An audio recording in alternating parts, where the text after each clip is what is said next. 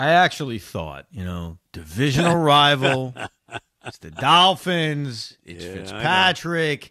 They'll lose, but it'll be competitive. Right. What a moron I am, Joe. Boy, oh boy. I mean, yesterday was the low of the low. And how this head coach was not fired immediately after this game, I don't get it. I mean, I don't get it, man. I mean, this was non-competitive football yesterday. There were times in the first half I thought they had quit in the first half. Yep. I mean, it was just a horror show. The offensive line was a disaster. Flacco was terrible. And no help from his offensive line. I'll put it this way: when Frank Gore is your number one offensive weapon at 38 years old, where are you going? I mean, this is not only are they just brutally coached, and the guy is the worst coach. I mean, he's the worst coach in football. He's probably the worst coach the Jets ever had. I mean, I think it's fair to say that. He's really, really bad. But you look at the offense, there's nothing. They have nobody. Who scares you on that offense? Nothing. What a disgrace, though. Where do I even begin? I can't even get aggravated anymore because I'm numb. You're numb. I'm sure a lot of people listening, will shut games off. They shut games off all the time. You know me. I don't. No, I stood there to the very end. Right. You do too. Like we're going to stay to the very end. Right. Especially football. Maybe if it's a blowout in basketball or baseball, I'll say I got to go to bed. But even then, I stay to the end. It's just I'm crazy. What could I tell you? Early in the third quarter, the Buccaneer-Packer game was also a blowout. So that made things easier. Right. I turned to my wife because she fully expects I'm just into these two games for a while, and I said, I got to leave the room. I said, I can't watch this anymore. And it was the first time I think I ever remember on football Sunday, I took my son. I said, you know what, I'm putting you to bed tonight. Okay? We're going to go do – I can't think about this. It was so disgusting, so disturbing, so non-competitive that it was the first time in my memory I just left. And so I ended up hearing about some of the other ugliness in the second half of the game, but I couldn't watch it. It was just so beyond rock bottom that even I had to look away because it was, you said it, I thought they quit 2 drives into the game. No doubt about it. I mean, that one touchdown drive, I think it was the first touchdown drive Miami had. I mean, the defense, it couldn't have gotten any easier than it was. Yeah. It was disgraceful. And there was one moment in the game, when you said, okay, maybe there's a glimmer here. And that was at 7-0. They had that drive. He hits, I think it was Perriman for what looked like a big first down. Oh, wait a minute. There's a penalty flag. Offensive pass interference on, I think it was on Ryan Griffin. It was, yeah. And that was it. And then the next play was that play where Flacco, I don't know if it was Flacco, McGovern, whoever it was, Flacco's not ready for the snap. The ball gets snapped. Flacco recovers it. It's a big loss, and it takes the Jets out of field. And there was a penalty on that too. What was it? Illegal formation or something? It was an illegal motion that was called. And then you know what even added to that, because that was all bad enough as you described. Right. I know what you're going to say. Punt the ball away. Right. There's a touchback, and there's a face mask call on Frankie the Jets. Louvu. The immortal Frankie Louvu, bro. Immortal. Every special teams play for the first 4 or 5 drives where they were basically punting, everything featured a penalty. Right. They could not even get away with that. It was unbelievable. It was horrific on every account. 3 more personal fouls. Like every game, the Jets are good for at least 2 personal fouls a game, right? No, absolutely. I mean, it's not like I had 3 of them yesterday. Yeah. Our guy Avery Williamson had a face mask penalty in this game. He did. I think it was one of those inadvertent things, but he got his hand on the face mask. Yep. It was like Quinnen Williams in the Denver game. It was. I mean, it just what else can you say? And again, and it's it's uncanny. Think about this. I was thinking about this. So the Jets win the turnover battle again. Right. 2-1. They get the 2 interceptions in the second half. Well, one was right at the end before the half with Brian Poole. It would have been 28-0. And then the other one was that play by Marcus May, which now they call him the butt interception. Oh, wow. That's so cute. Yeah. That's very cute to all the people that can't stand the Jets, even the guys that write for them, Brian Costello. But with that said, okay, well, I mean, we really need that. Anyway, they win the turnover battle 2-1. the Dolphins do not convert. Now, the Jets went 2 for 17 on third downs. They were 0 for their first 11. The Dolphins did not convert a third down in this game until Tua comes in at the end and hits that one third down where the game was completely over. So with the starting unit in there, with Fitzpatrick in there, I think Miami was like 0 for 8 on third down conversions. Yeah. So they're 0 for 8 on third down. They lose the turnover battle, and they still win 24-0. Yes, and they won the time of possession battle too. I mean, they had the ball 5 minutes longer. Right. It's impossible.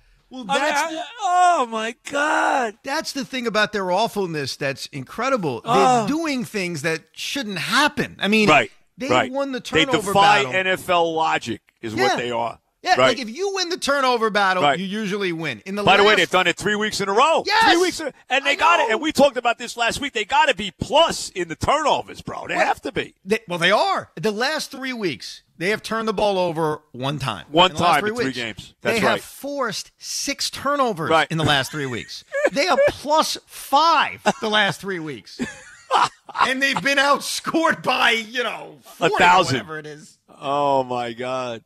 They are, and this isn't, we're just going crazy because we're Jet fans. Like, factually, they may be the worst team this league has seen in a long time. This is non-competitive football. Right now, they are not a professional football team. And this head coach, I mean, does this guy ever get upset about anything? Even Bill Cowher said, I don't know if you heard Bill Cowher at halftime, okay? Bill Cowher basically says, talking about nobody's yelling at anybody on the sideline. There's none of that. There's Adam Gase sitting in the back of the bench by himself. They're showing that shot. There he is. I think there was actually a shot where he actually was talking to Perriman at one point. I don't know. Maybe he was making dinner reservations. I don't know. But, I mean, Bill Cowher said it. They're talking about guys yelling in the locker room and overturning tables and all this. And Bill said, it's okay for the head coach to do that, too. Yeah. I mean, is Adam Gase even talking to his players? You know what? Come on.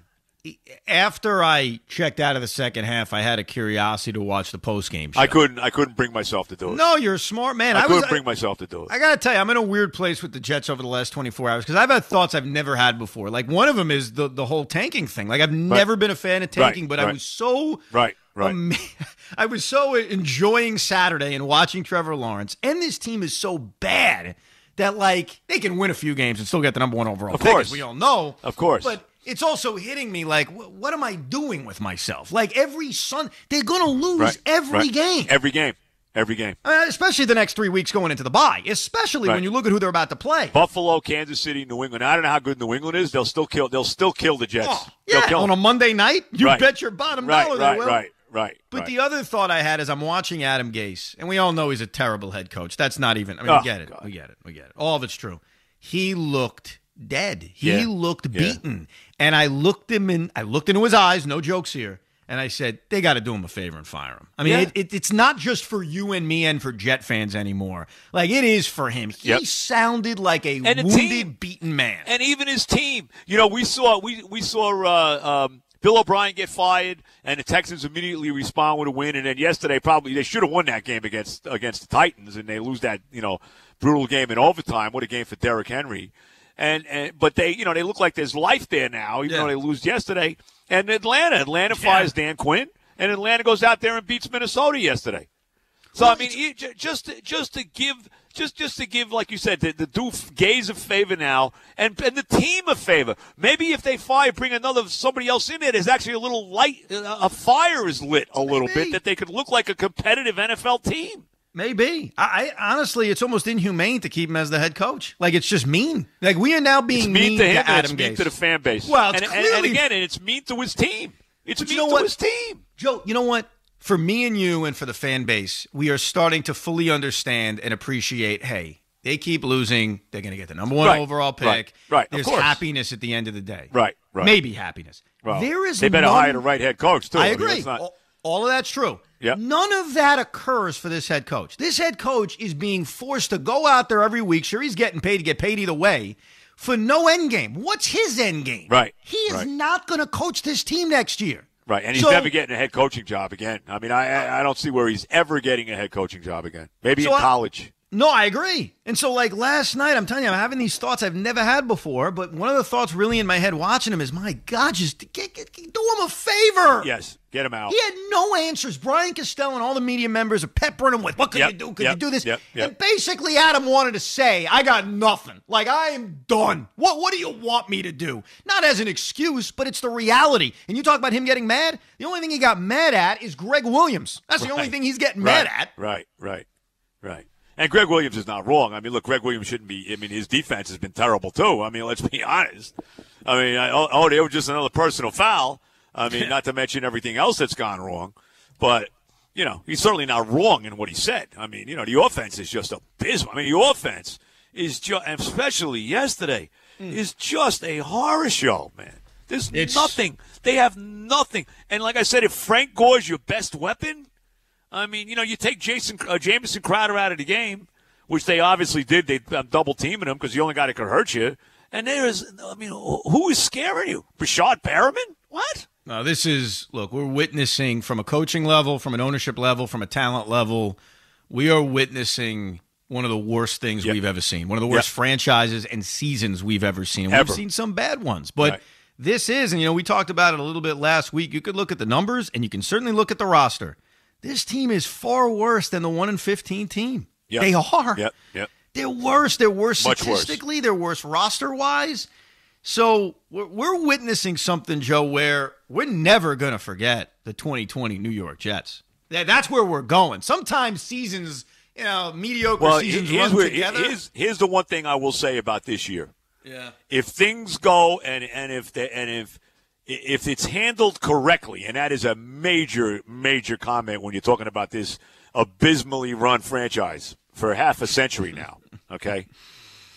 This could be one of those years that turns everything around. It could. Because you're going to get the number one pick. You got a chance to pick this quarterback who everybody thinks is the guy coming out. I'm not going to use all the words that they use to describe these kind of guys because they make me crazy. I know. Okay? But you know what I'm talking about. And you got a chance to finally hire the right head coach, whoever that guy is. And I don't know who it is. I don't know who that guy is. But the right head coach to be the mentor to Trevor Lawrence, where, you know, the Bill Belichick, Tom Brady relationship, the Sean Payton, Drew Brees relationship, that type of, you know, Don Shula, Dan Marino, that type of head coach quarterback relationship, you have an opportunity to start that next year. Yeah. It could be a year, certainly. You look back on it and say it was well worth it. It's tough as you're experiencing it, but it could be well worth it. And if you watched anything on Saturday afternoon and you saw a little bit of this kid, that should at least give you some solace in what the future may look like. Now, you don't want to get crazy about Georgia Tech. No, you can't. I agree. And, you know, the whole league, I mean, the league they play in is not great. They're not playing. And it's not a great year in the SEC either, but they're not playing in the SEC. They're not playing in the Big Ten. They do play Notre Dame later on in South Bend. I don't know how good Notre Dame is, but they are undefeated. They do play them in a couple weeks. You know, so it's hard to gauge. But, I mean, everything points that this kid is beyond the real deal.